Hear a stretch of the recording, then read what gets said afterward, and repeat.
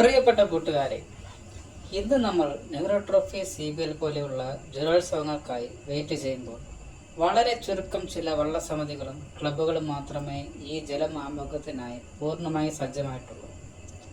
മറ്റു പല ക്ലബ്ബുകളും, പ്രശസ്തമായ പല ക്ലബ്ബുകളും വള്ളസമിതികളും ഇതിൽ വന്ന് പങ്കെടുക്കുക എന്ന ഉദ്ദേശം മാത്രമേ ഉള്ളൂ. ഒരു ഉദാഹരണമായി പറയുകയാണെങ്കിൽ ആനാരി പുത്തൻചുണ്ടൻ, ചെറുതന, അയവർമ്മ പാണ്ടി, കരുവാറ്റ പുത്തൻചുണ്ടൻ. ഈ ചുണ്ടൻ വള്ളങ്ങളുടെ കരകൾ മറ്റു കരകളേക്കാൾ ഏറ്റവും വലുതും ഏറ്റവും കൂടുതൽ ഷെയർ ഹോൾഡേഴ്സ് ഉള്ളതുമായ കരകളാണ്.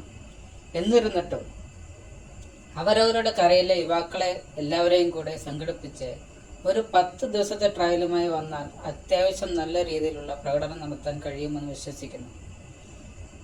ആനാരി, ചെറുതന, കരുവാറ്റ, പാണ്ടി എന്നുപോലുള്ള നല്ല ഒത്ത ചുണ്ടനുകൾ ഇങ്ങനെ ഒഴുക്കിക്കളിക്കുന്ന കാണുമ്പോൾ ഒരു വള്ളംകളി പ്രേമി എന്ന നിലയിൽ നമുക്കും നല്ല വിഷമം വരാറുണ്ട്. കരക്കാർ ഒത്തൊരുമിച്ചിറങ്ങിയാൽ നേടാൻ പറ്റാത്തതായി ഒന്നുമില്ല. അതിന് ഏറ്റവും നല്ല ഒരു ഉദാഹരണമാണ് Niranam boat club, Karichal Chundan boat club എന്നിവ. ട്രോഫി നേടുക എന്നതിലുപരി സ്വന്തം ബോട്ട് ക്ലബ്ബ് തുഴഞ്ഞ് ഒരു നല്ല പ്രകടനം നടത്തിയാൽ അത് ഇനി വരുന്ന തലമുറയ്ക്കും ഒരു പ്രചോദനമായിരിക്കും.